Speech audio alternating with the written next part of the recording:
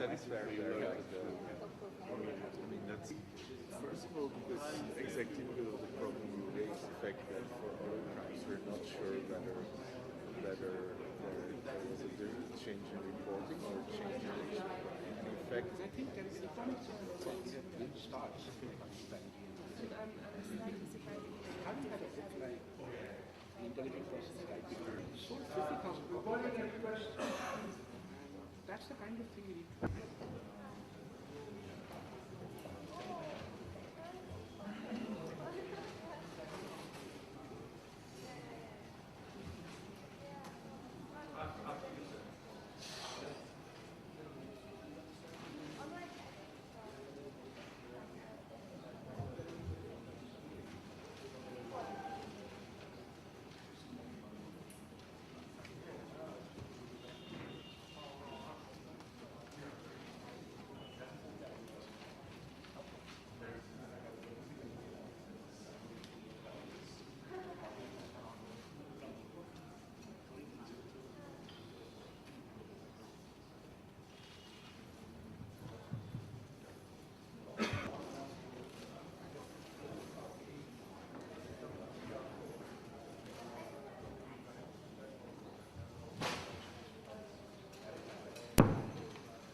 Yeah, namaskar and good morning to all of you. I am Anil Kumar Sinha. I work in the Bihar State Disaster Management Authority. I'm extremely thankful to ADRI and organizers of this conference and ITC to have invited me, to have thought of me and have invited me to come and chair this session with all of you. Yesterday, for some reasons of my personal physical health, couldn't really be here, and I could see from the newspaper reports that I missed quite a bit. Let me see how much I can catch up, with the discussions which took place yesterday. Friends, today morning we are into a very interesting session, which is very topical, very important, where two projects. One is strengthening the institutional framework for flood and water resources management in Bihar, developing a strategy for reform will be discussed, presented and discussed. And the second relates to schematic natural hazard zonation of Bihar using geoinformatics. The recent developments in northern part of India, in the state of Uttarakhand, what happened on 16th of June, just about a month back, has really thrown open once again the state of disaster planning, disaster preparedness, disaster response, which exists in our country. And I think in that context, talking of institutional framework and strengthening of that for flood and water resources management in Bihar is very, very important, because Bihar geographically is crisscrossed by large number of rivers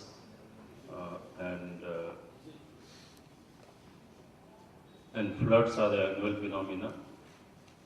People in a way are used to living with floods, and a lot of people believe, that we know how to live with floods. We have been born in floods, you see, in those areas, and therefore what is the point of talking of management, or the new practices or things like that, you see. But in the last decade also, in India, a lot of reforms have taken place in this sector of disaster management. We have a policy, we have a new law on disaster management passed by the Parliament. We have institutional restructure, which is 3-tier National Disaster Management Authority at the national level, headed by the Prime Minister. at the state level headed by the respective chief ministers, and at the district level headed by the district collectors. And then there are very well conceptualized funds like Disaster Response Fund, Disaster Mitigation Fund, etc. And yet, this law was passed in 2005. We are 8 years down the line. And yet what has happened in Uttarakhand, especially not in terms of what happened by way of cloudburst and the flow of water, but what happened after that is in terms of response of the local administration, the state government, the national authorities, etc. I think it speaks volumes about where we stand today and where we intend to be, where we ought to be. So I think I'll not say much at this stage because I suppose these two presentations both relate to flood, water resource and natural hazard zonation, which is very, very relevant in the context of Bihar. Bihar, as we all know, is a multi-hazard prone state. In a way, it is like the mall of disasters. You go and you ask for a disaster, and it is there. Technically, practically everything excepting maybe volcanic eruptions, etc. Many people of the present generation in Bihar are perhaps not aware, that even a city like Patna faced floods way back in 1975. But whole of Bihar, suffered from a very severe earthquake way back 80 years back in 1934. No doubt we have been lucky in the last 80 years. There has been no major event of earthquake, but that is hardly the reason to become complacent, because science does tell us about the vulnerability of whole of Bihar into different seismic zones. That kind of a hazard, and then the kind of socio-economic, cultural setting that prevails and obtains in our state. Now, in this context, let me welcome my colleagues, who are on the dais. Mr. Ghanshyam Tiwari is an MBA graduate from Harvard Kennedy School and an MBA from Kellogg School of Management. For the past 3 years, Ghanshyam has been engaged in initiatives and campaigns related to improving public leadership and policy making in Bihar. His experience includes strategy consulting at McKinsey and Company in Atlanta, country leadership at Blue Spec Incorporation, and engineering roles and Intel and Texas Instruments. Mr. Ghanshyam will be making a presentation on strengthening the institutional framework of flood and water resources management in Bihar, developing a strategy for reform, phase 2. So, Mr. Ghanshyam Tiwari, the floor is yours.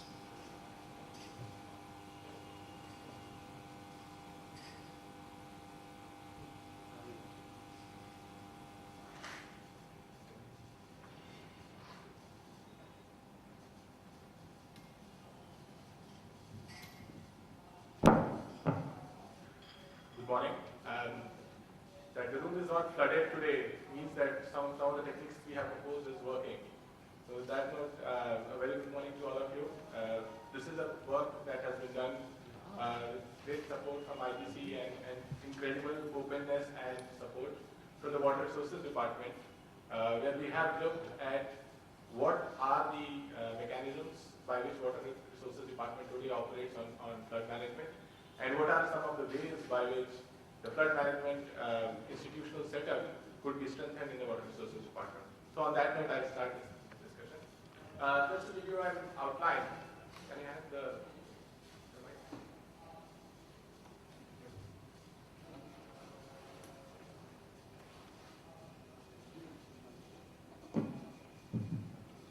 So, to give you an outline, we would start with the purpose of the study, and the central theme over there is that flood management is central to the narrative of Bihar. And then we'll briefly look at the structure, methodology, and approach. The central theme there is that we created a multidisciplinary team under the leadership of Ranu Sinha. And we engaged very deeply with the Water Resources Department. We did extensive surveys across the state, opened a number of consultations outside the state with research organizations, and then put it all together in a structured analysis to be able to propose some solutions for the challenges faced in Bihar. This study was divided in two parts. Phase one was developing a framework of action, where we approached the study with a very open problem, trying to understand where does Water Resources Department stand today, what are the challenges that they see inside out, and for this we did deep engagement with the Water Resources Department to sketch out an institutional setup of the department. Next phase will be conducting phase one, then there will be findings of phase one. Finally, we use the findings of phase one to discuss a roadmap for reform, which is part of the phase two study. And we'll discuss some of the ideas that go on the roadmap and what will be the next steps. So with that,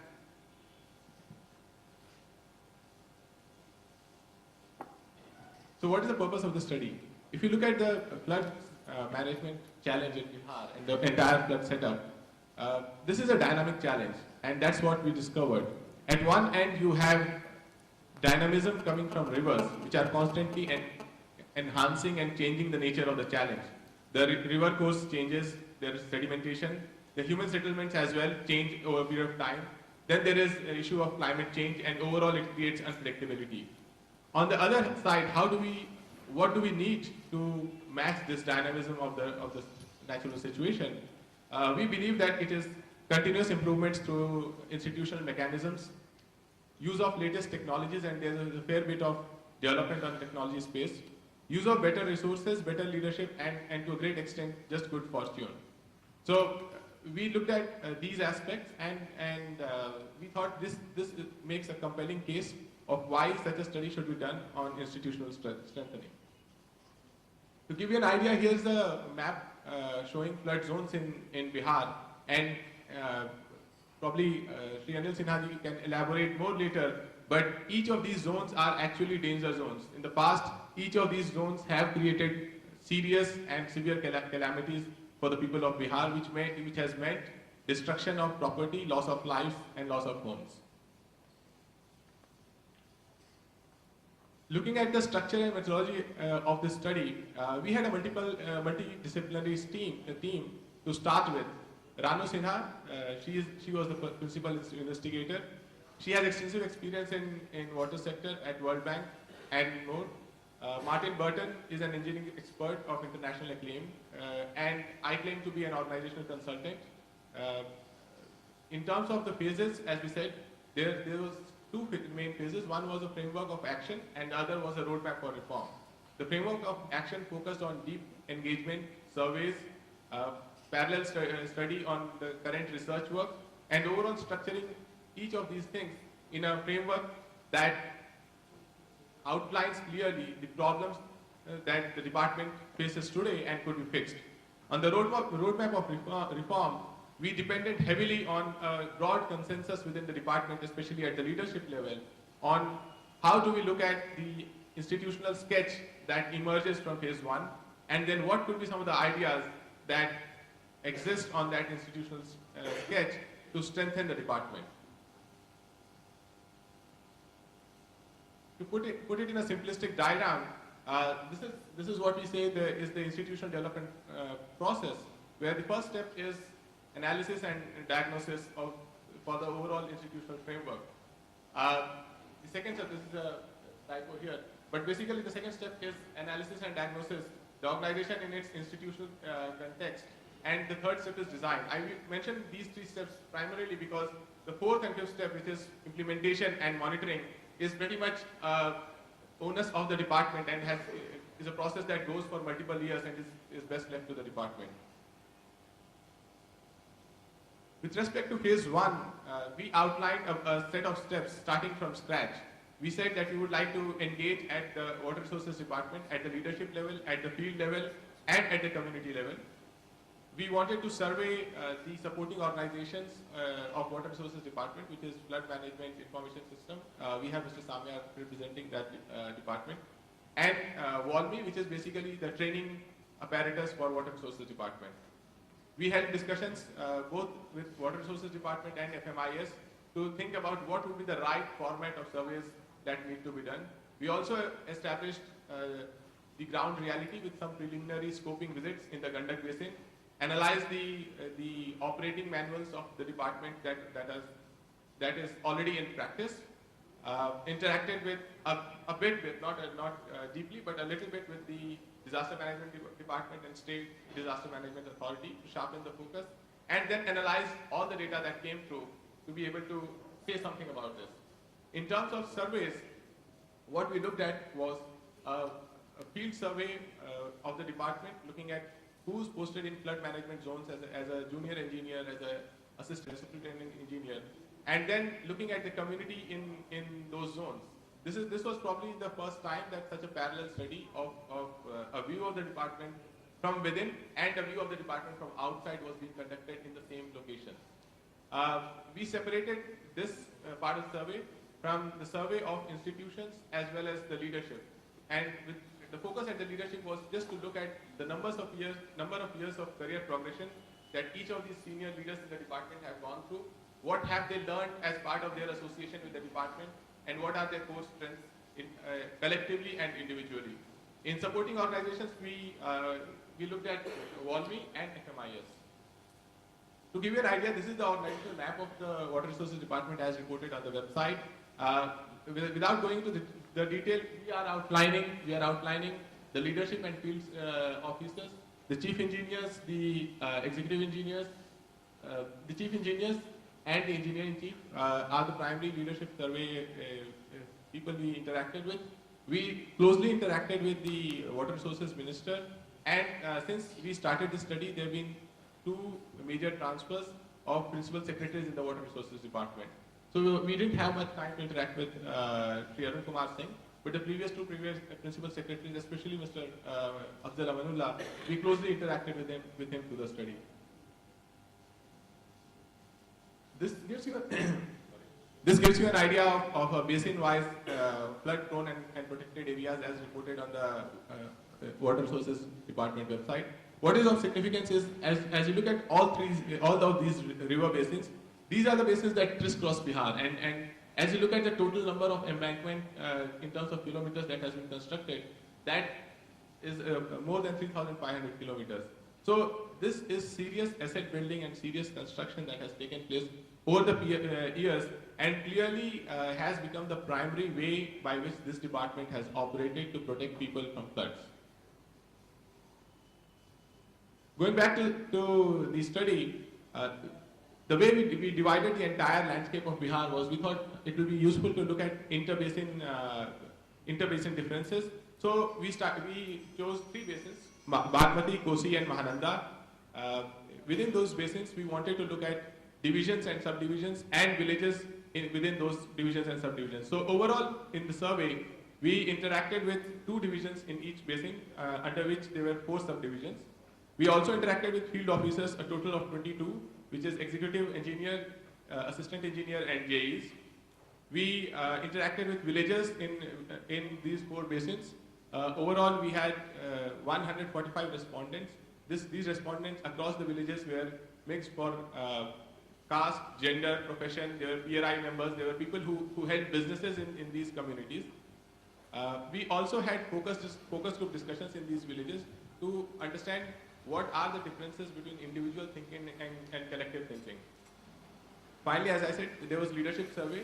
The leadership survey was done by the study team, whereas the community survey was done by a professional team that has done many such surveys.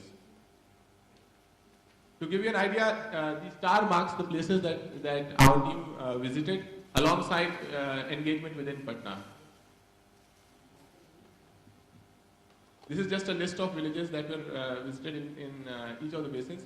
What we want to convey here is that the overall approach was balanced across the basin, both in terms of how we selected villages as well as the issues that were raised up. Now, this whole bunch of surveys gave us a lot of data. A lot of it was qualitative data. So it was important for us to structure this data through the view or the sketch that we had gotten from the interactions with the department, with people like Mr. Samyar, with the Water Resources Department, with the Minister and the Principal Secretary. We were able to structure these findings along these 7 dimensions. And as we have reflected more, we believe that a number of government departments within Bihar can look at this framework to figure out where they stand in terms of institutional strength. The 7 gaps that we describe here are people gap, which is basically your ability to have the right set of people with right skills and place them in right positions. Wrong person or a missing person at a role exposes a people gap. A process gap is where there are too many hops in the decision making, and eventually the point is lost at the highest level where the decision has to impact at the ground level. Technology gap is quite obvious, and Bihar certainly has a bunch of things to do in terms of covering its technology gap. We also talk about resources gap. As we mentioned, there's a large scale construction of embankment that has happened over the year. And flood management in Bihar is the round-the-clock activity. As we speak today, even today the department is very alert, looking at areas that are exposed to flood risk. We also talk about support system gap, which is basically having supplementary organizations that strengthen your capability. Ecosystem gap is where we talk about organizations outside the department that enable you to achieve the overall goal of the organization. And then the coordination gap. Flood management does not exist in a vacuum. There are various departments, the disaster management department, the rural development department, the rural works department. All of these departments are deeply engaged in an integrated approach towards flood management.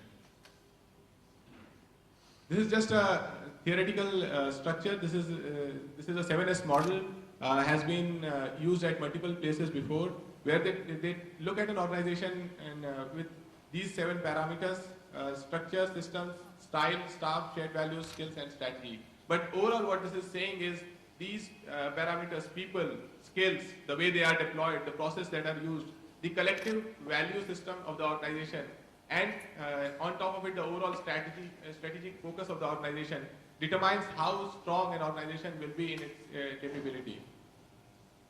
So in terms of the survey results of the phase 1, we saw in the people and skills gap, we clearly saw that the field officers were understaffed and there were vacancies at all basins. We also saw that at the highest level in the organization and at intermediate level, there was a uniformity in skills. The skills that were represented were skills that are currently in the mainstream use, but then there are skills that are required to, as we saw in the 3rd slide about the dynamic nature of the problem, there are skills that are required to protect the future of Bihar with better technology, better interdisciplinary knowledge. Those skills were missing. We also saw that there is a complete inadequacy in training apparatus, and with respect to promotion system, which is an intrinsic constraint in the department and the overall political economy, there is a certain dissatisfaction with the way promotion system works, and this is remember, this is an engineering dominated department. So the promotion system has a role to play in promoting merit, and that is clearly not happening. This is just to give you a quick idea of how we analyzed each of these problems. We created a simple cause, problem, and effect analysis for each of the aspects that we were looking at. We will not go deeper into this more than the headlines. For example, the people and skill gaps cause suboptimal decision making and increased costs. The staff vacancies and dysfunctional promotion system certainly affects the spirit. Then we look at the systems and process gap, the way decisions are taken, the paper trail, the ability to transform the problem which is at the ground level, which is first seen by a junior engineer who has very little say in the entire process, but eventually the funds, the decision is taken either in Patna or at a much higher level, where the junior engineer is much less engaged beyond the initial paper that he has moved. So we looked at these problems. We saw that as a result of this, there was a mismatch in priorities between various levels in the hierarchy. For example, at the junior level, at the junior engineering level, where the engagement with the community is much deeper, the focus is to come up with a more robust solution. But at a higher level, the focus is, 1, to check corruption in the entire construction business, and 2, to be able to prioritize this problem that was reported by a junior engineer to be able to prioritize this within the scope of budget and political or otherwise priorities of the department or the individual leaders. The decision making was top down. There is a lack of clarity across the levels because the focus at different levels is different. There are delays in approvals, and what that results in is it takes away the focus from the problem, and sometimes the nature of the problem also changes. Remember, river is a very active agent. So if we are talking about river cutting a bank, by the time the solution is developed or offered, the funds are allocated, the nature of problem can be solved, and we are not backed by technology within the department that gives you a real-time view of the images, satellite or real of the place and the way the place is affected. So I think these points are covered already. I'll skip these. Yes, I'd like to speak more about the coordination and collaboration gap that we saw within the department. I think at the department level, there are silos that inhibit the engineers in one department to find an integrated approach towards the problem. So the engineers have to interact with obviously the rural works department if there's a road that is concerned that is affected by erosion. And at the same time, there has to be an ability to think across departments to evolve in a holistic nature. But just because these departments have hierarchies within hierarchies and different organizations within the government have similar challenges, the peer-to-peer interaction between the various departments is very low.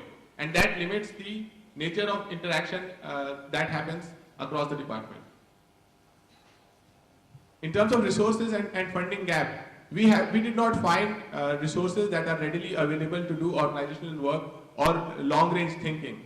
This is because the nature of the problem with respect to water resources and especially flood management is immediate. So a solution is needed immediately, and that results in, if you do not have the right institutional framework, that results in a lot of ad hocism, and which was visible in the department. We did not come across too many strategies or processes that were taken for the long term with a view of 2 years or 3 years beyond the work that is being done at FMIS in modeling.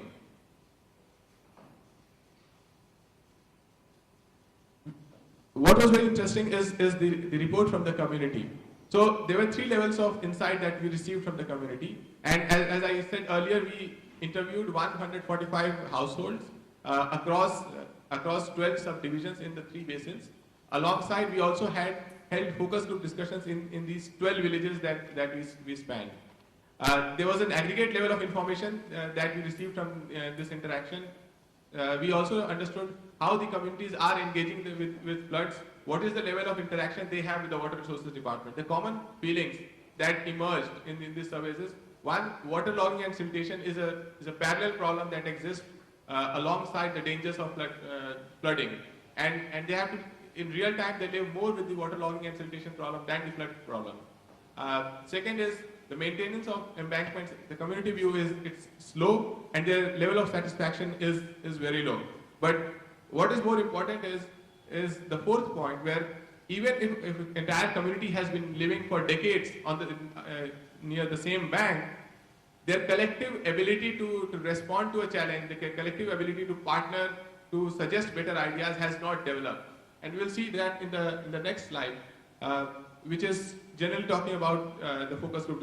What was most important for us was also the community participation in rebuilding, not just at the time of flood risk, but post flood risk also. There is the villages that we visited did not have a collective spirit that we should rebuild this village. There were individuals who stood out in the effort that they do towards mitigation on flood management, but collectively the action was missing. With respect to the 2 supporting organizations, which was one is WALMI and other is FMIS. Now WALMI is the training apparatus of the department, and we found that this training apparatus is poorly functional. Their training calendars haven't changed year over year. This institute does not have a full-time director. The number of staff, this is the training apparatus that prepares the department for the future. The number of staff that could be considered as supporting staff is more than 50%. And the people who were assigned to do the training were people who were on an ad hoc basis, either they wanted to come to Patna or they were removed from their current postings and they're waiting for the new postings. So the entire process is driven by ad hoc decisions and as far as training is concerned. The focus on the flood management is also at a much more junior level. At a higher level where the decision making happens, there hasn't been much focus on the flood management. Finally, on the FMIS survey, we found that there's a lot of good work that has been initiated, but overall the state of the state is inadequate in forecasting floods, and later we compare this with the institutions that exist in Bangladesh in the second phase of the project, and we find that Bihar lags behind, be it in their ability to do community engagement, be it in their preparedness in terms of technology for flood management.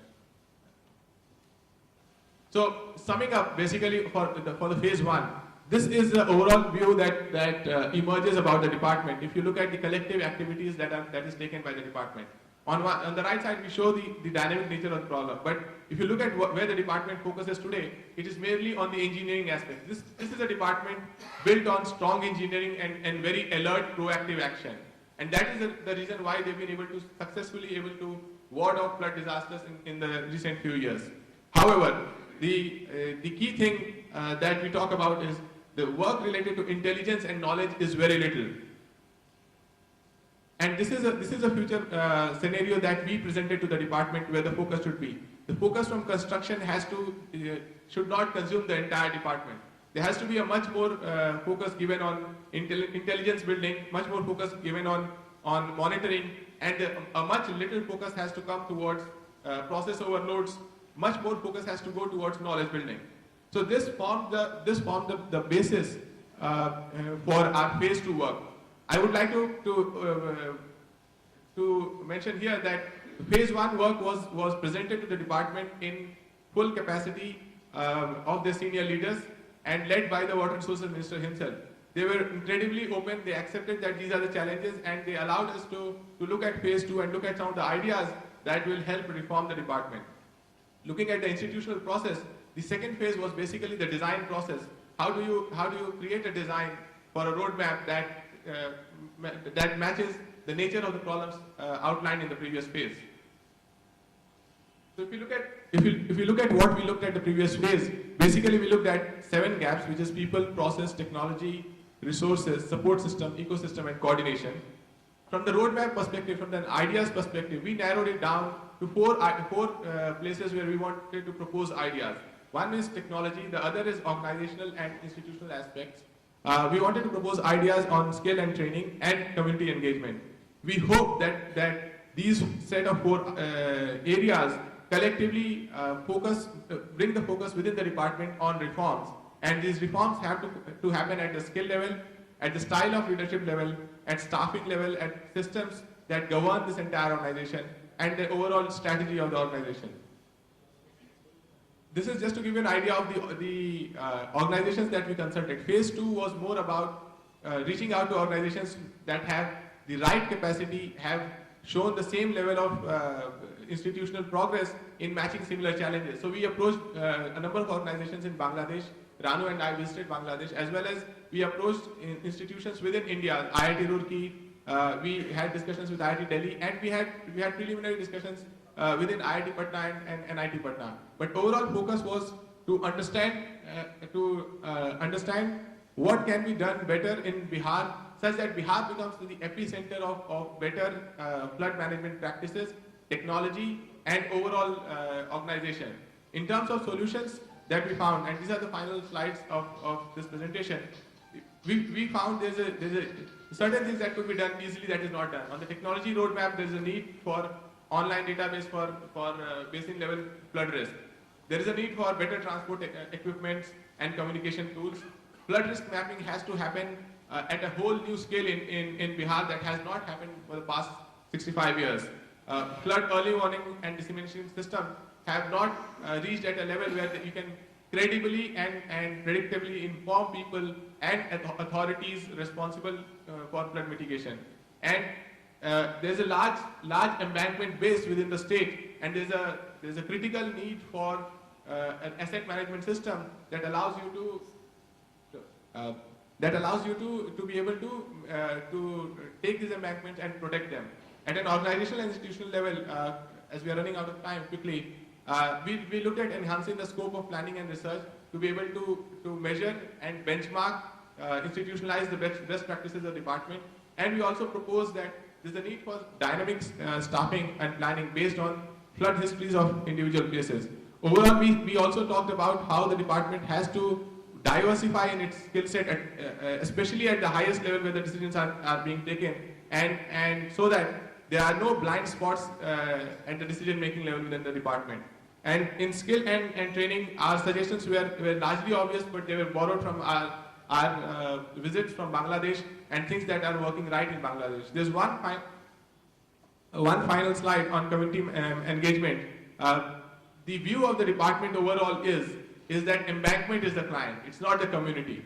And that has to change. The engineers within the department agree with that. The view of the community is this is somebody else's business, even if our homes are affected. And there is a large potential to find structured programs that engages the community. Finally, as a way forward, these are just proposals, and there's a big report that extensively lists these proposals, the way these proposals have been arised. But the final phases of this entire process is implementation and continuous monitoring and evaluation. And that's when the cycle will go to the first step again at a later stage. And that is something where the onus lies with the department. Clearly, this department has the right capability to do the job of today. But equally strongly, we found that this department does not have the right capability to do the job of tomorrow in a more intelligent and structured way. Thank you.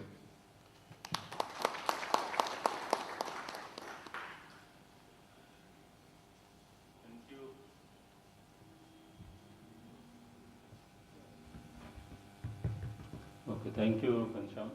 Brilliant presentation. I think it brought out very well the institutional gaps and the roadmap for addressing those gaps and the areas of reform.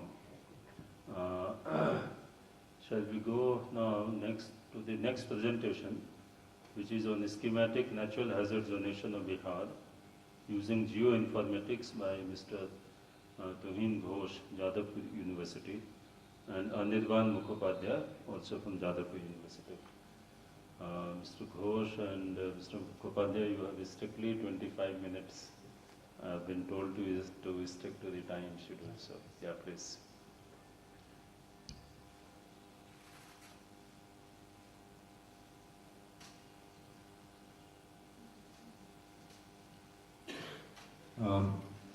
Good morning to all of you, and a special thanks to IGC for providing the platform here. We are grateful to Professor Mukherjee for his continuous encouragement, even in the morning, today morning, and also to Dr. A.K. Sinha. In the early stage of this work, we met him and got some valuable suggestions and advice. And we are also grateful to the entire IGC team, especially Esha and Chinmoy and Abhimanyu and all of them, if I can remember. And now, I would like to make some announcement.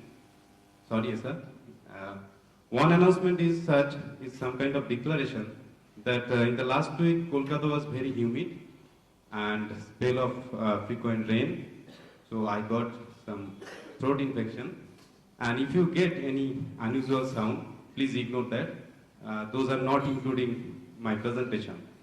And second one is, everything is in the report, so I will not talk much. Okay. So the thing is, this work has been done in reality in 4 months. And we are not looking after the data generated. We are looking after the approach methodology we could generate, which can be useful for any kind of development planning and policy making. So, what is the initiation of this concept? This is one slide from IMDAC, where the natural hazards are depicted from 1900 to 2011. And you can see that reported natural hazards, number of events, are in the increasing mode. Maybe it's due to some kind of involvement of the media also. Earlier there was no such media. Okay, that's okay. But in the second slide, you can see that there are the loss in the US billion dollars scale. So it's extreme. So from there, we got the idea that we can do something. I'm basically geologist, not economist. And Anirban is basically remote sensing GIS expert. So we generated some idea whether we can do something for the development planning and policy making. We can help, we can contribute. And this was the primary idea. And then we got tremendous encouragement from Professor Mukherjee. And we chalked out the proposal, not exactly the research oriented, in 3-4 months, using all the satellite data and using the software, we cannot generate so much accurate data. But we concentrated on the approach methodology itself. And you are the judge here. You will suggest us that whether this approach methodology is correct or not, or what are the modifications we have to do. So, if we go for the natural hazards, basically there are threefold impacts of natural hazards, affect all the primary resources and cause damage to the agricultural fisheries population, especially gender and age specific and property, and negatively affect the poverty alleviation, economy, education, infrastructure, health and sanitation, and employment. So can we say that as a consequence, all kind of development activities are stalled or impeded? You are the judge. And impacts of natural hazards on the people of Bihar, if we can assess what kind of natural hazards are there and where are the impacts. These are the natural hazards commonly. If we consider the urban heat islands, the temperature rise in the urban areas, and also if we consider the climate change scenario. Dr. Sinha suggested us to carry out some kind of work on the climate change and its impact on the agricultural productivity, the human well-being, everything. So we are planning for that. So if we consider that urban heat islands, climate change, and this urban heat island, this was not primarily in our purview of the work.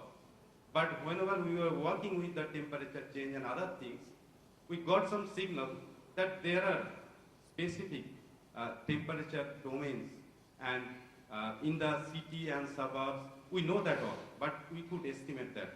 And it's amazingly, it's 2 to 3 degree difference from the nearby city to the outskirts. So we found it. And these are the sectors basically impacted.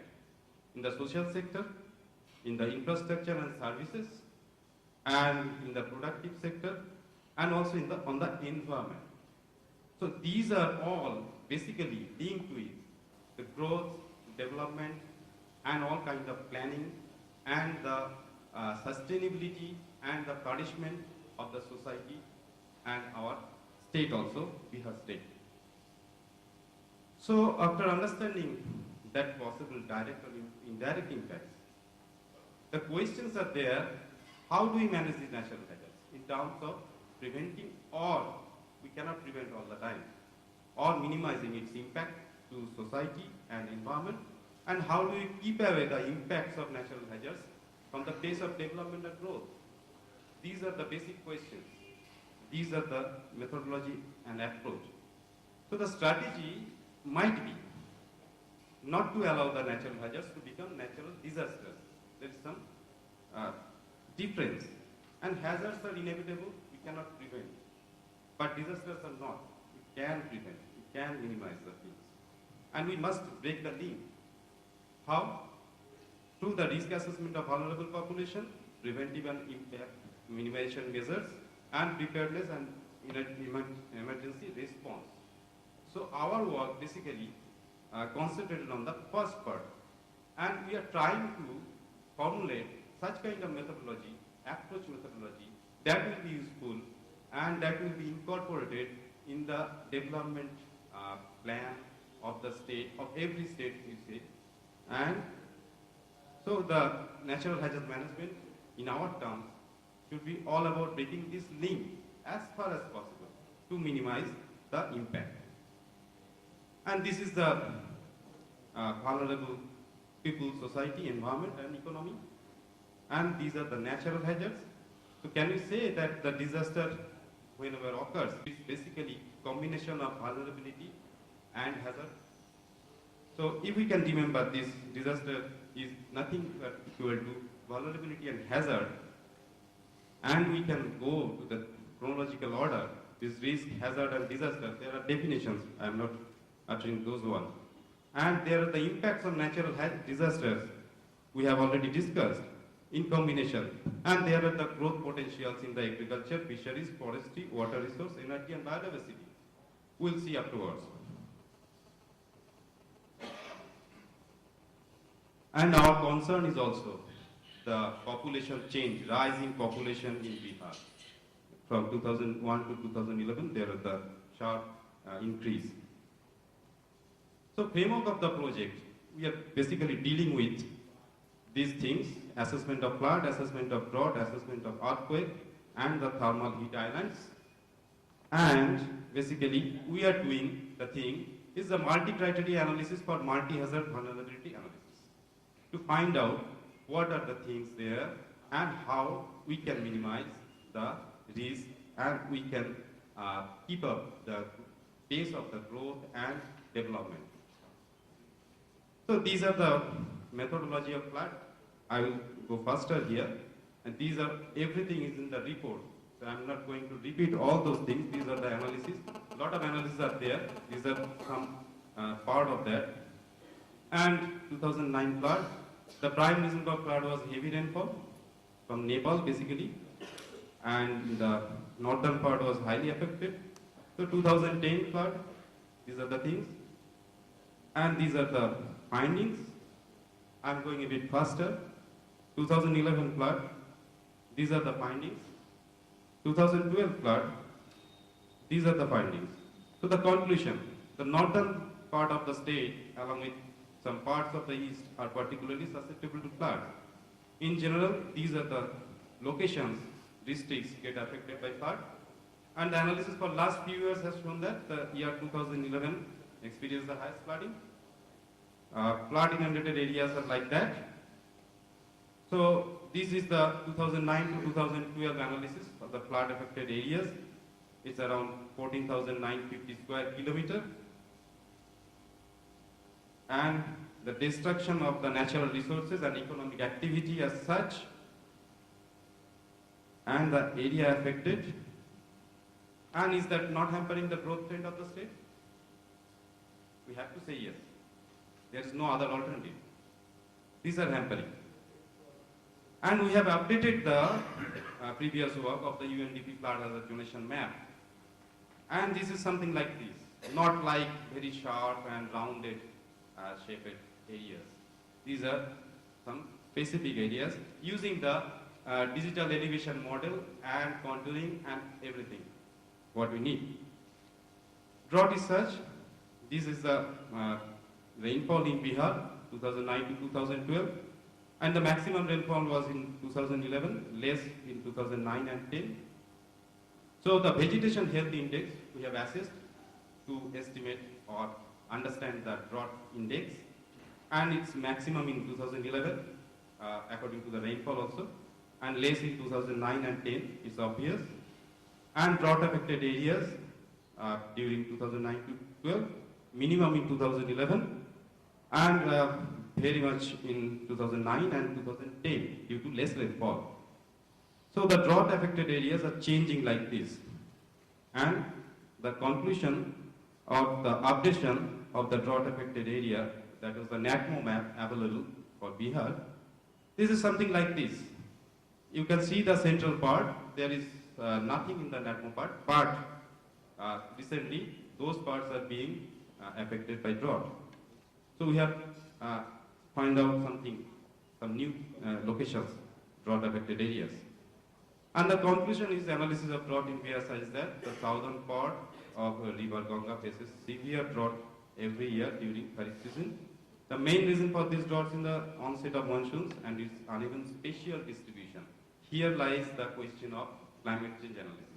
If we are to do, there is sharp and unpredictable rainfall pattern change from the last 5 years data. So it's shifting pattern, and these districts are affected by drought. Earthquake. So we have compiled all the available earthquake maps and found that some data gaps regarding the tectonic framework and the affected areas, and we finally put all those in the GIS platform and the satellite images superimposed there. So this is the map, compiled map, and this is the updation, but I will not say this is some kind of real updation. This is almost similar, almost. But we need to do something regarding the possible earthquake impacts, keeping in mind the infrastructure, services, population density and everything. We need to do this kind of job. And urban heat islands, this is a bit unlike thing. And you can see this 2 to 3 degree difference is very sharp difference. And I don't think that you can see all the data with the map, but we try to reduce the number of slides at the time. Anyway, these are basically the upper map is basically the city and township, and the lower map is basically the urban heat islands. The difference in temperature is there. You can consult the report also. It's clear there. So the conclusion is the result achieved from the satellite data indicate that Bihar is suffering from urban heat island effect. It's quite established. The nighttime land surface temperature is higher in urban areas than in rural areas. With rapid urbanization and growth of population density, the impervious surface area is increasing in the cities. And finally, all those factors are leading towards the formation of heat islands. And we have done the multi-hazard donation map using the Spatial Decision Support System, SDSS technique. And this is the thing, we have superimposed all kinds of natural hazards we have dealt with. And this combination is coming up with the level of vulnerability. And this is the level of vulnerability. We could demarcate the low hazard zone, moderate hazard zone, and high hazard zone. And the earlier map, you can see the multi-hazard zones are there. You can see the multi-hazards are located in some places. So we could generate this kind of map, and we can easily get the locations from here if we overlay the district and block boundaries and village boundaries. And from there, we can now locate the areas with different ranking of vulnerability. This was our prime objective. And now the question is, can we use them in the process of development planning? Can we avoid the multi-hazard zones whenever we are planning for any infrastructure, any kind of services, or population, or any kind of other activities? Can we? From this map, using this map, possibly we can. And this vulnerability is basically nothing but combination of all these things. So can we assess these things and have some solution for minimizing the impact of natural hazards? And we can say the options. We can say do nothing, we will do nothing. In the Western countries, they usually do that because they have less population. They just remove some 100 people from here to there, from the coast to other coast, and leave the coast there. Do nothing. But we cannot do that. We have no such option. Or we avoid or remove the problem, send away the hazard somewhere else. Sometimes we can do putting some dikes on the coast or rivers, but that will affect another place. So it's not very easy. Weaken the hazard is very difficult. Sometimes a bit we can do, but it's not the solution. Do not allow the vulnerable people and society to live in the hazardous areas. We are the thickly populated country. Can we do that? Probably not.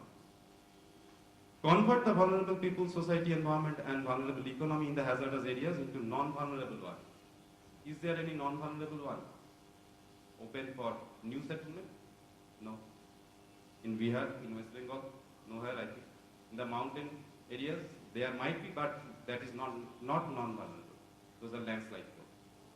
Or reduce the vulnerability of people, society, environment, and economy, and make use the natural event for economic growth and livelihood enhancement. This is the way. And prepare very well to face this hazard much before it strikes. Is this the way? I suggest that these two, we can take the option like this. Now basically we are towards the disaster proofing of development in our approach methodology by making a comprehensive preparedness plan and creating further scope for better development perspective. So our aim is not only making some maps and distribute among people. Our aim is something else. We like to do the disaster proofing of the development using this kind of map. And this is the paradigm shift we are recently observing. The present emphasis, or maybe a few years back, the emphasis was like that. If there is any kind of disaster, natural hazard, we are just moving there with some relief, some rescue work, some rehabilitation, and coming back and forget everything. But the paradigm shift, they are getting changed to managing risk and underlying conditions that lead to disasters. We have to analyze that. By these steps, and all these steps basically nothing but doing much before the disaster strikes. We don't know when the disaster will strike. And this is nothing but the preparedness. So the change in the mindset, change in the thinking pattern, thought process is there. And this is the level of preparedness is equal to plans and actions, using all those things. And all that above preparations or preparedness is only to minimize the impact of the coming hazard. We don't know when it will come, but we have to be prepared. We don't know when the exam is, but we have to be prepared, like this. So the preparedness is impact rescue, relief and rehabilitation. And if we are more prepared, there will be lesser impact. If we are more prepared, we have less tension during the exam. And then you can remember the earlier formula, and now the formula can be changed. The lesser the impact of disaster, lesser will be the requirements of rescue, relief and rehabilitation. Less expenditure. So there will be less siphoning of funds from the development fund for the rescue, relief and rehabilitation. So we can do something for this development process to be in pace. So how efficiently and effectively we manage a disaster depends on how meticulously we are prepared for that. Nothing but that. We have changed the formula. Earlier you can think that was the vulnerability and hazard combination of that. Now we have changed. We have changed the formula to hazard and absence of preparedness. If there is absence of preparedness, there will be more disaster. And if the absence of preparedness is converted in the presence of preparedness, then there will be less disaster. There will be less expenditure for the rescue, relief and rehabilitation, less siphoning of funds from the development fund, not like that 1,000 crores, 2,000 crores are providing for the emergency management like this. So the disaster management potentials and possibilities for Bihar, just one example, Ghanshyam is there, we had in the flood management thing. So just one example, very hypothetical. I'll finish. Very hypothetical. If we want to do some flood management thing, we can do a lot of relative elevation map with close contours and demarcate the river basin, identify their carrying capacity, risk analysis for the vulnerable people, property and resources, and prescribe probable structural changes, say putting embankments and other things, or excavating some big, larger reservoirs, and some land alterations. So from there, we can have the possibility of growth. Where?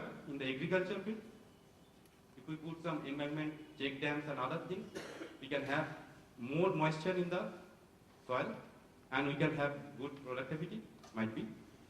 Reservoirs, fisheries we can get, and forestry, certainly, if those are achieving that, forestry must be achieved. And the water resources, if we have some water flow, check dams and other things, we can have hydroelectric power, and also the energy, hydroelectric power, and the biodiversity, if there are a lot of vegetation and other things. So we have this kind of growth potential. Those are related to the economy and livelihood or the well-being of the people of Bihar. So this is one example, very hypothetical. So who will do this management? The basic question is there. Who will do? I don't know. Maybe any one of these. But I think this is a collective effort. We cannot do it alone. So the recommendations, I'm not going very deep in that. Those are available in the report. I promised you not to talk much about the report. So these are the recommendations. So thank you for your kind patience. Right.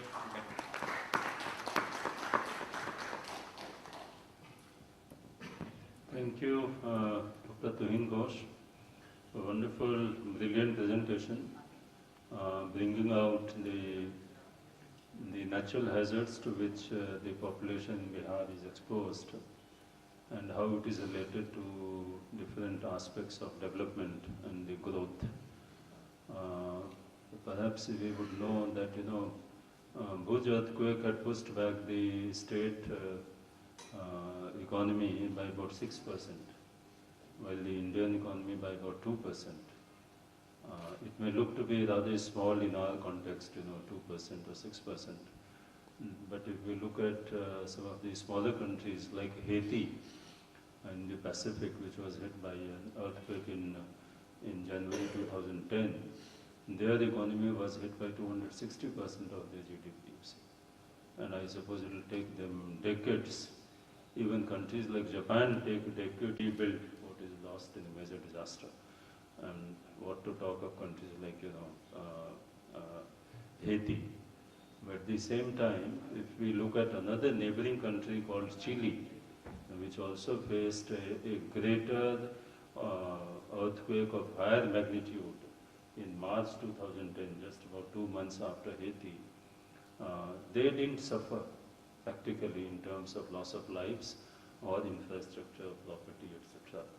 And when this whole thing we analyzed, and it was analyzed, sort of globally, and it was found that, apart from many things, but two things which were majorly addressed were safe construction, 30 years plus kind of campaign in the whole country at all levels, and second was public awareness and education. Tremendous investment in public awareness and education. Well, so I think your study is also very well brought out, the complex interrelationships. Thank you very much. See, may I now call Mr. Samaya, Water Resources Department. He handles the flood management information system, a very eminent, expert in this field, to kindly come as a discussion with his comments and suggestions, please. Dr. Samaya.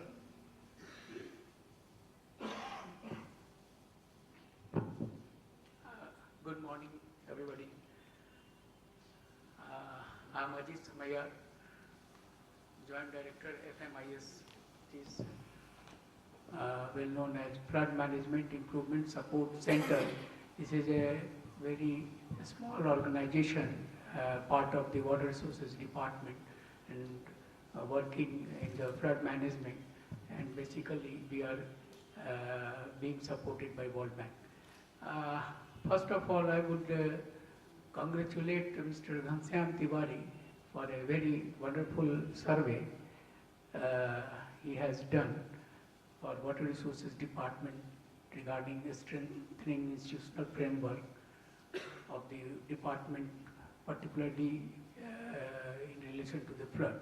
But my suggestion would be that he should have taken up irrigation sector and drainage sector also in his survey work, because Water Resources Department, the core issue of the department's responsibility is in the irrigation. So survey for the irrigation network and irrigation institutional, what is as of now today in the Water Resources Department, he should have taken up also. Regarding shortage of funds, you have remarked that it's very meager funds for the for taking up flood management work in the department. But I would say that it is not like that, because we have about more than 2,000 crores of rupees as the annual outlay for the department. And but the question is for the better utilization of fund. Second thing, you missed about the recruitment policy of the department. Of course, there is dearth of personnel at every level, but you have not properly surveyed the recruitment policy of the department. That should be there. What should be the recruitment policy of the department? Because every year the personnel are getting retirement, and the positions are vacant. As of now, this situation is like that about 2-3 circles are being taken up, looked after by one superintending engineer, 2-3 divisions are being looked after by one executive engineer, and similarly is the position below level, at the level of the assistant engineer and juniors also. Regarding maintenance of the embankment, of course, there is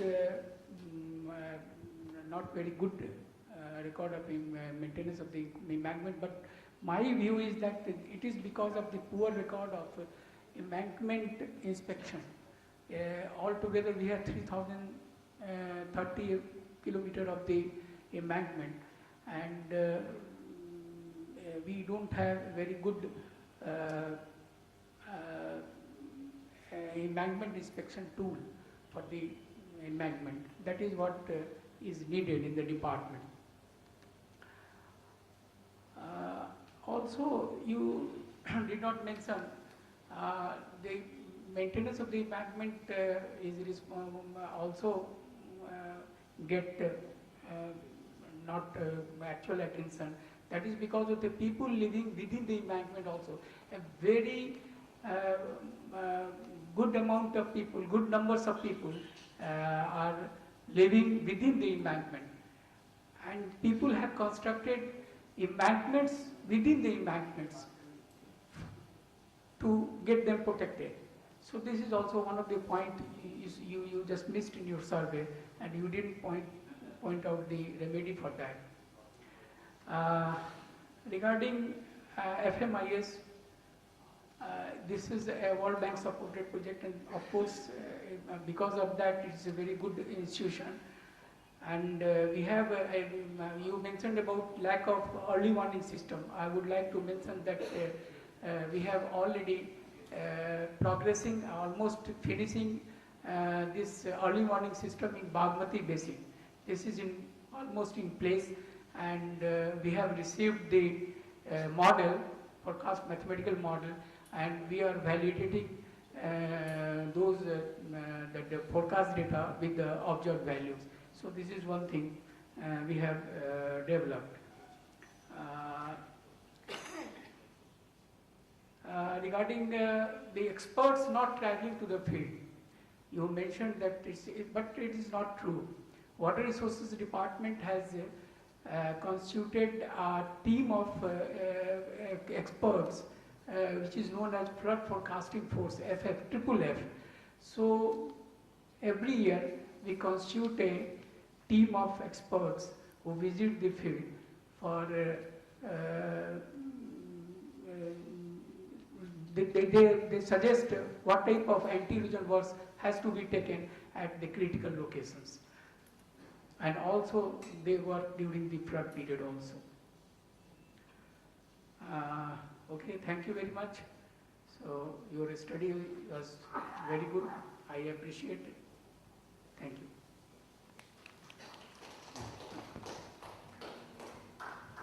Yeah, Ghanshyam, would you like to respond?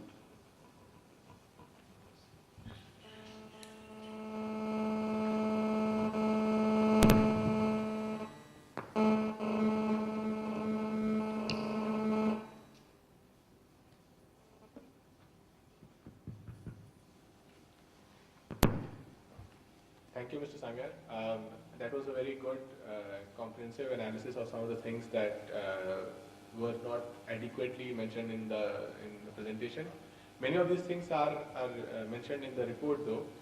One, the mandate of the study that we received from IGC and actually from the government itself was to just focus on flood management and not so much on irrigation.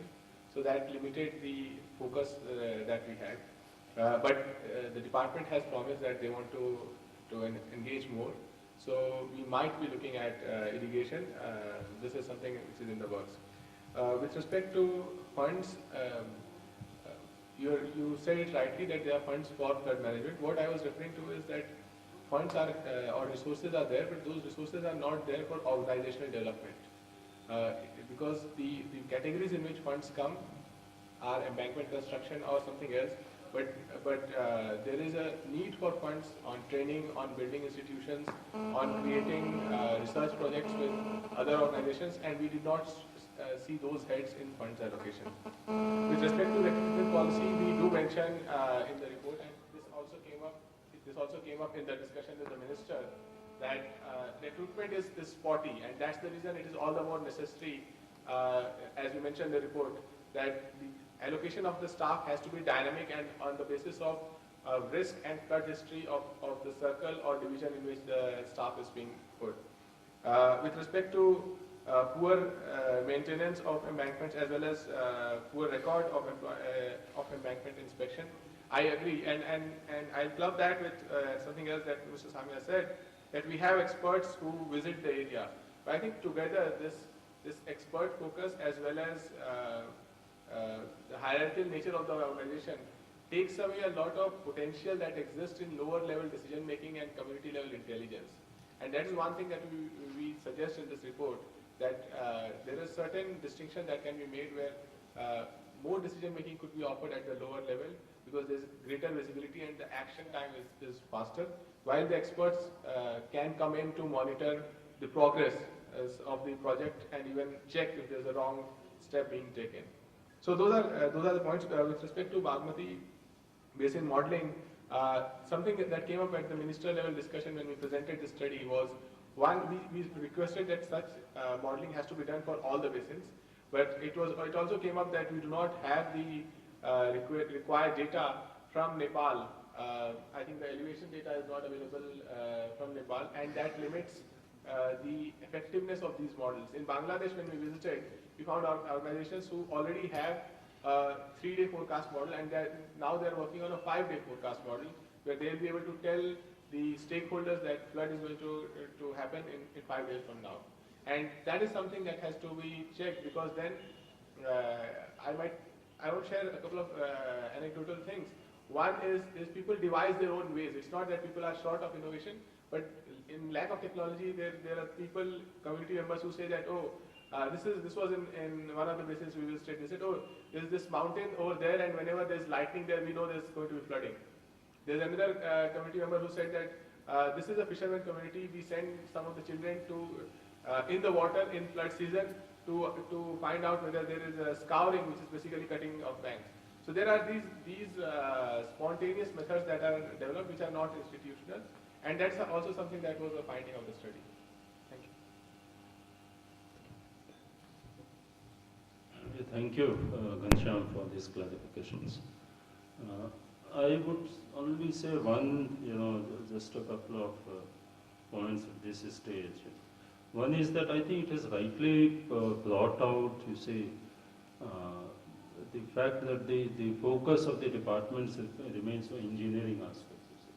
And it's a technical department, consists of technical people and all that. But you are also the nodal department for flood control, flood management, you see.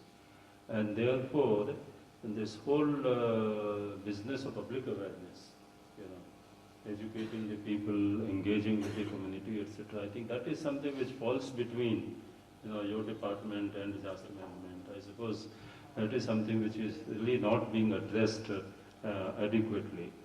As far as the early warning system is concerned, I know there are now, Central Water Commission, water flows, this and that, those bulletins are coming regularly.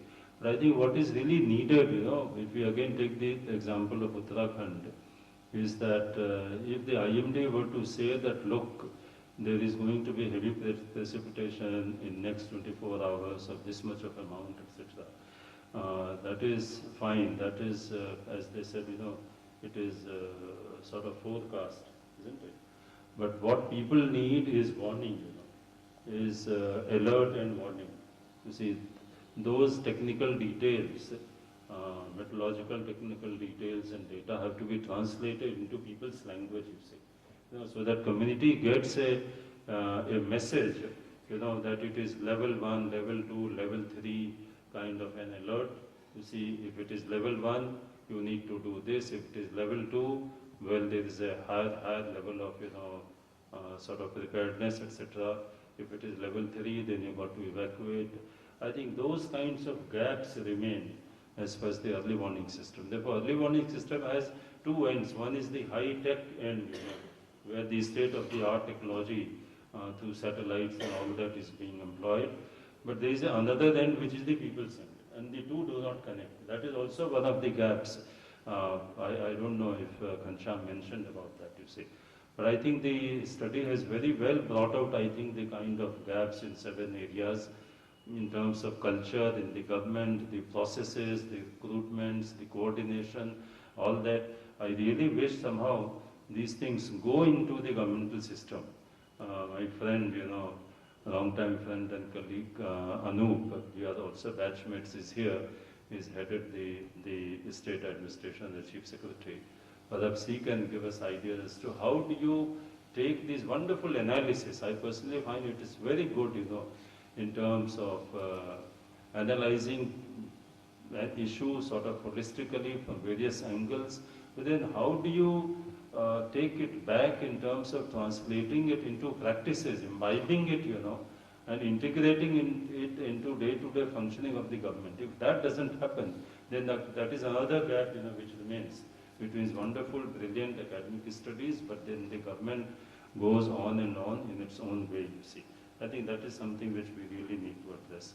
I think, in terms of the time control, let me now open the floor for question answer to these two wonderful presentations. So can I have the hands who would like to ask? Well, very good. I suppose the large number, at least half a dozen I have seen already. So the first one over there, the young gentleman, please introduce yourself and then question please, and in case you want to ask it to, any specific presentation, that also.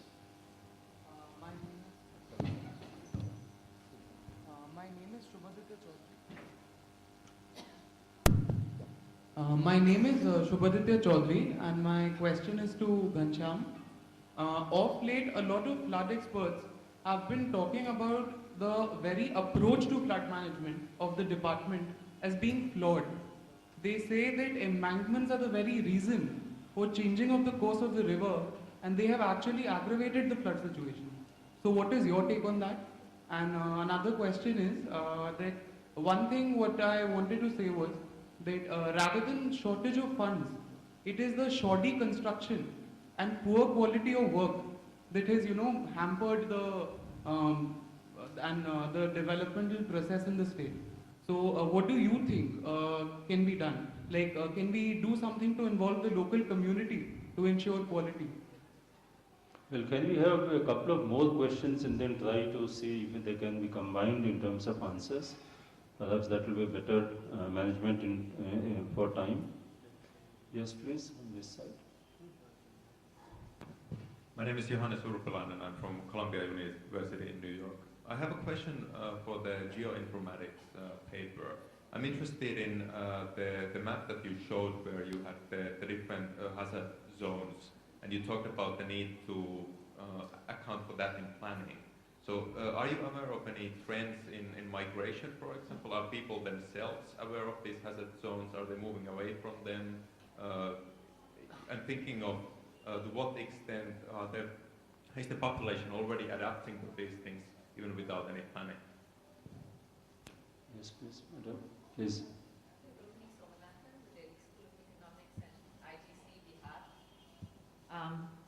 question actually was for you, Mr. Sinha, and Ghanshyam, if he can also, if he's looked at this. We looked at the Kosi flood a couple of years ago, and we went back to this region twice.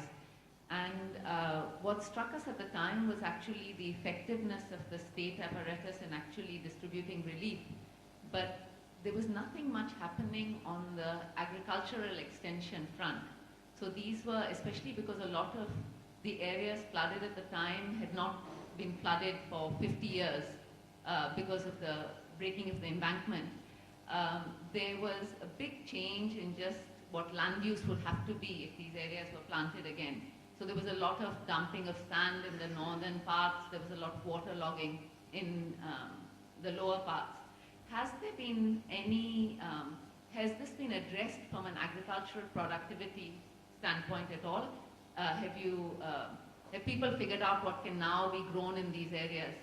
We also, one of the interesting findings then was that the areas that were regularly flooded were really not that affected. So when we went back next year, we actually found that productivity was higher in those areas because the alluvial soil actually helped. But the north concerned me, and I wondered where the productivity was being addressed as part of disaster management. Okay, thank you. Can we take one more? Yes, please. Well, my name is Chandar Kumar Singh. I am from Delhi University, Delhi. My question is to Tuhin. You have come up with different hazard zones and all those things. What was the methodology you adopted? I suppose it is somewhat kind of overlay technique you have used in hazard zonation map.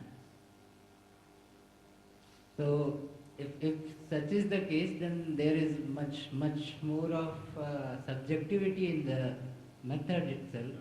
So the map, the final outputs are basically, it won't be very appropriate to say that such kind of zones delineation would be very much resolved in any case if this is the method you have used. Secondly, what was the scale you have calculated your UHI in Bihar, the scale of the map you have used for UHI? I know I can see many hands, but I think I have a problem in terms of time management. So I suppose I will stop taking questions right now, give the floor to the two presenters, then again see the time, and I'll have to even bit unwillingly, but keep some more, minutes for myself also. So let me first go to Ghanshyam and Tuhin, please.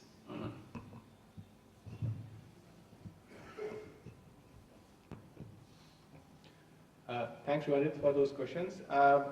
With respect to flood management approach, yes, at a higher level, there's been discussion on principle. There have been discussions saying that in British period, they employed both the kinds of approaches. They employed structural approaches where embankments were constructed, but then they also employed an approach where they let certain zones face flooding. I think what is important with respect to Bihar is that you have to balance out both the approaches. The pressures in Bihar are very different. The population density is highest anywhere in India. The class of assets that are constructed are neither stronger to face floods or for that matter other disasters, and people move at their own livelihood pace. So you cannot just limit yourself to even if the non-structural approach of let flooding happen is better, you cannot limit yourself to that. You have to consciously decide, and to be able to decide that you require two things. You require a visibility into the history of flooding, and then you require a visibility into the future of flooding based on inundation maps, some of the work that Tuhin does, right? And that is where we suggest that there is an important role that information and intelligence can play, where you have databases of human settlements, past flooding, alongside what your models are saying, and then decide whether we want to go by the structural approach or non-structural approach. With respect to shoddy construction and etc., you can employ community, but then there are other challenges that happen. So one of the villages that we visited, we ended up at a household who was very critical of the kind of construction that was happening, And later we found out that he was a contractor who did not get a contract. So you have those conflicts within the community because the skill level required to monitor, understand some of these things are not just surface level skills. The surface level skills that the community uses is, they'll look at, what's the quality of sand that is being used, what's the quality of cement that is being used, and so on. But there's a much more structured, and more importantly, we don't have a system currently to clearly rate the contractors. What we found is that in some of these distant basins, the contractors were from Andhra Pradesh. Now Bihar has faced floods for thousands of years. The Indian government, especially the government of Bihar, has now more than 65 years to build its institutional capacity.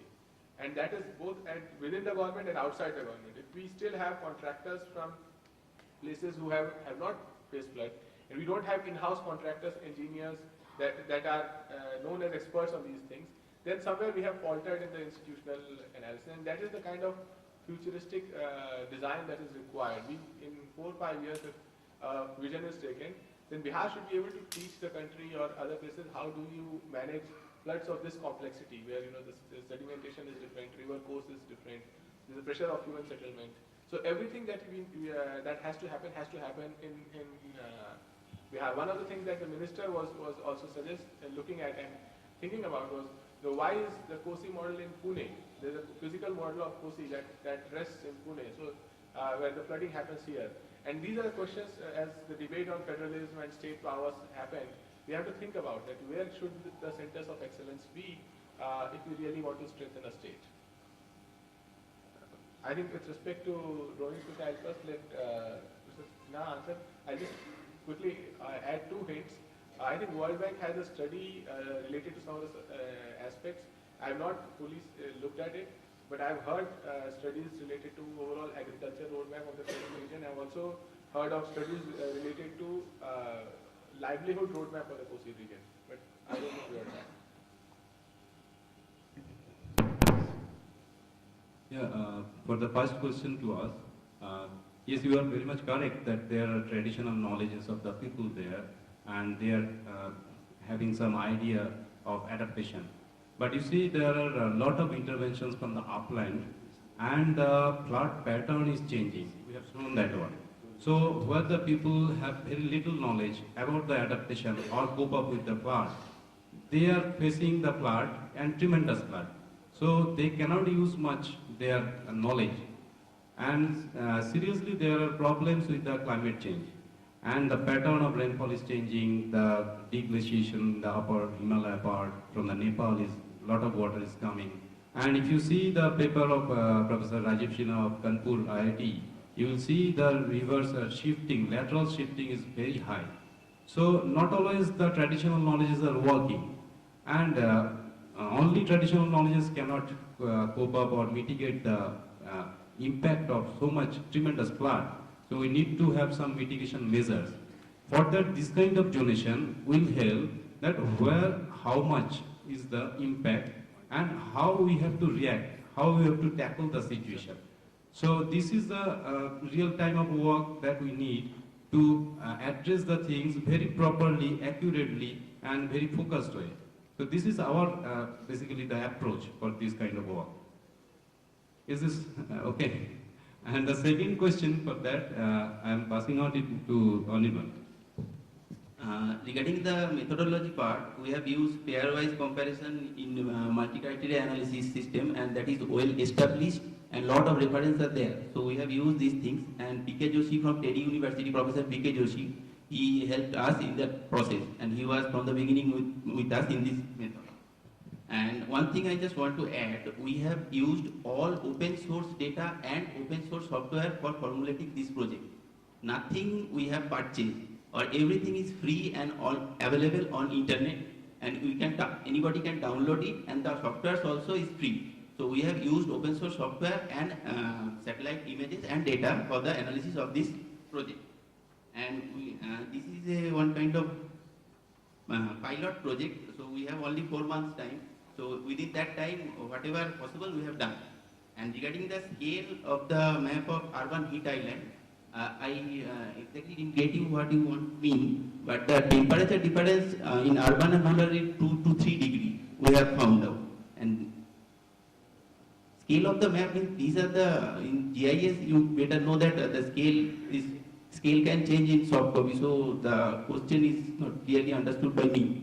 But we can take the scale as in block level or even in village, not village level, block level map we can generate from that. Is that okay? Okay, thank you. Now, I'm sorry if we will not be able to take any more questions. Does sound a bit unfair, but I suppose not managing time would be, more unfair to the organizers, you see.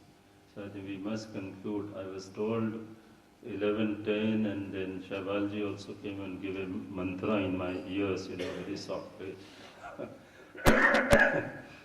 So just a couple of minutes, you see, which I will take, is I suppose these two papers have been very well presented and very well discussed as well.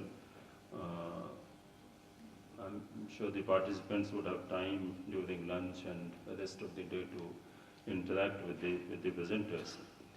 Let me briefly, since I am here, and Bihar State Disaster Management Authority, very clearly, one is the definition of disaster, you see, which didn't exist earlier at all. I suppose the Constitution, one of the lists also mentioned just about flood control and maybe some drainage management, but nothing beyond that. So whatever we know of disaster management or relief management, etc., has been only what has come down historically, as a part of governance and public administration. But then this act, you see, which I have a copy, very small act, gives a definition of disaster, but that is rather very open-ended and very daunting and challenging. It says any catastrophe, mishap, or something grave occurrence which takes place in some area because of natural reasons, because of man-made causes, because of negligence, because of accident, and all those activities which have adverse effect on the environment, you see. So you have natural hazards, you have man-made, reasons, causes, then by accident, by negligence, environmental, So I think it's very open-ended, highly challenging, and very tough to address, I would personally say. And on one end, I'm very concerned that, now it is a legal obligation on all of us, the people, who are in the public administration, who are in various authorities or government, who have the responsibilities, cast upon them. Today, in the age of, RTI, right to information and rates and all that, anybody can be asking questions, and then we are, bound to sort of really answer and come floundering, and which is what really worries me.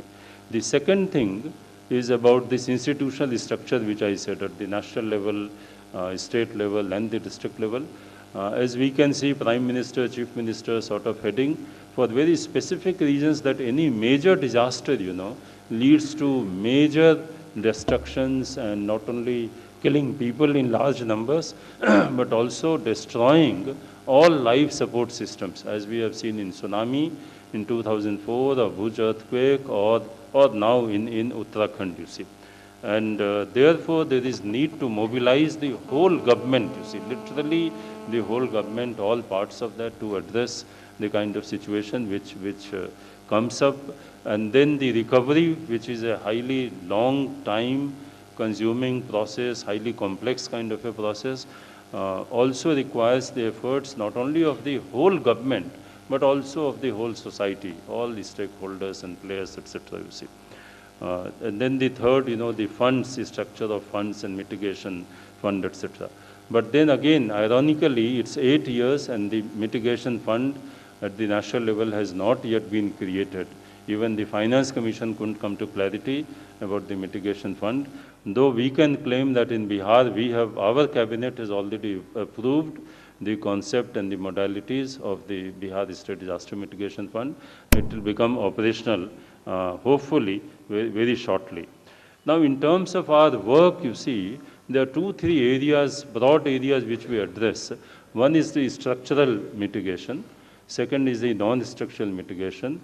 And then third is things like early warning system, etc., which is very, very important. Structural, as you see by the name, anything which really relates to the structure, you see, because it is the structure, the falling of buildings and effect of that, which is one of the biggest killers, be it earthquake or flood or storm, etc. So that is something which is very fundamental, very, very important. But it is very tough also for various reasons of nexus between builders and then the maybe some parts of bureaucracy, the policies and things like that. But I think that is very, very important. Otherwise, we have schools which kill children. The schools kill almost 1,000 children in Bhuj, you see. In one place, one school killed 400 children, you see. Now, can a society afford to invest in schools which kill children, you know? So while the structural safety of the school is very, very important, and one can argue that it is for the government to, you know, have laws and rules and regulations and enforce, but I keep asking, it is equally for us, the parents and the teachers. When we go and admit our children into a school, our child into a school, do we ever ask the question, you know? We only look at what is the name of the school, DPS or this and that, etc., etc., you see. Do we ever raise the question if the school building is safe, you see? If the school building is not safe, then you have put your child, you know, you put your child in famous schools in, I mean, maybe just for example, let me say Notre Dame, you know, where a lot of children of our family, others' family have taken, you know, studied. You put them once in, say, one class, and then you are just assured for till 12 years your child is going to be there. Yet we have not raised that question to the management, you see. Is the school building safe, you see? And we would like to be satisfied, you know, as parents, we are making investments. Same thing happens with hospitals, you see. The hospital in Bhuj, you know, killed almost 200 people, patients, nurses, doctors, visitors. Now, is the hospital made to kill people, you see? Certainly not. And a society can not make a worse, you know, more worse kind of an investment in a hospital, which is not safe, you see. Again, there also, you know, the kind of mushrooming of nursing homes and hospitals and all that, you know, I think we people also need to raise questions. Government also need to, you know, really, you know, tighten its strap and the implementation, regulation, etc. I think that is something very important. We are working very seriously on that in terms of guidelines for safe construction, for urban, you know, concrete structures, etc., for apartments separately. In the villages, you know, the houses which you make with bamboos, we have put up life-size structures of these during Bihar Divas, during other occasions, with all the features of safe construction for people to come and see and understand.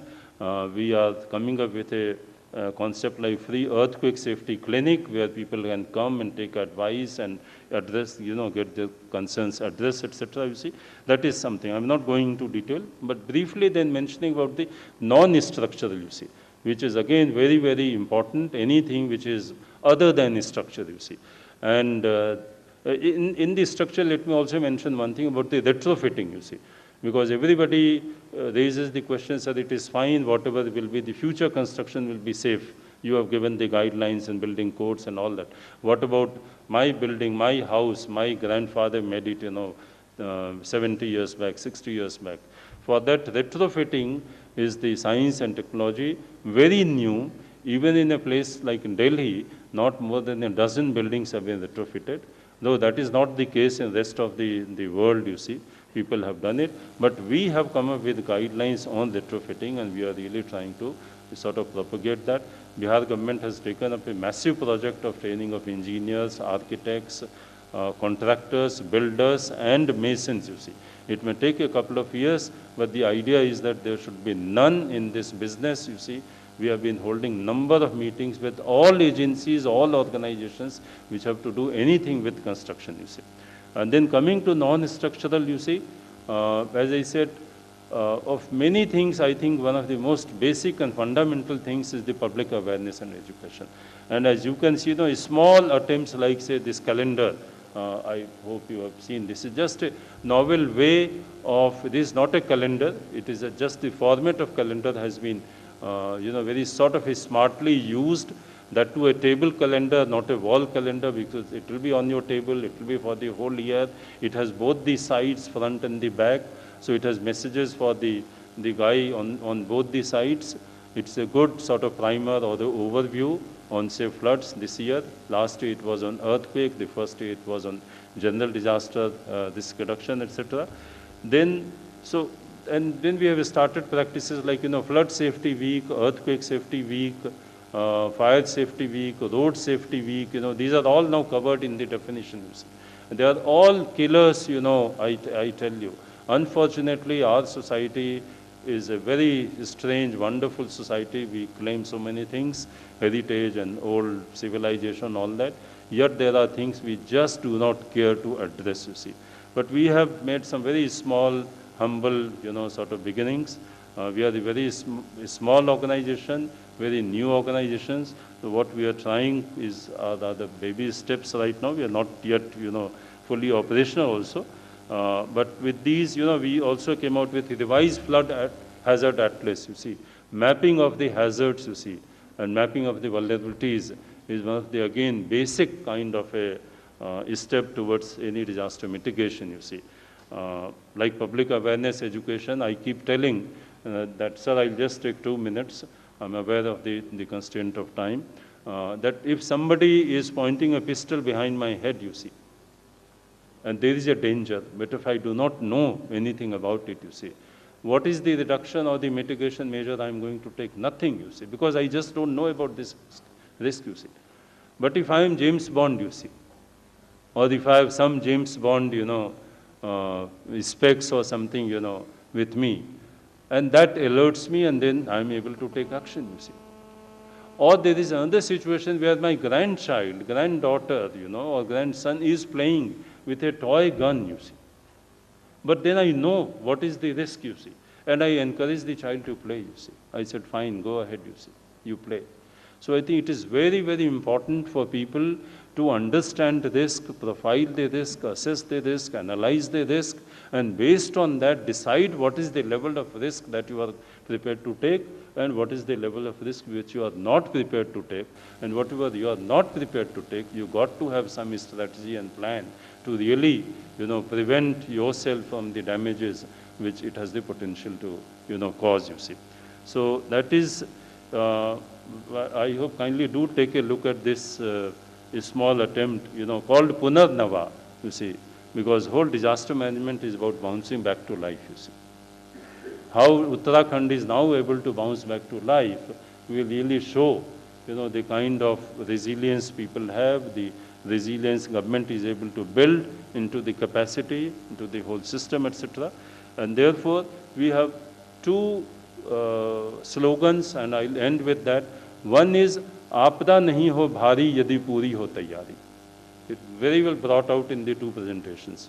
Aapda nahi ho bhari yadi puri ho tayyari. If you are prepared, you have done all those, homework and basics, then it will hit you, but not so heavily, you see.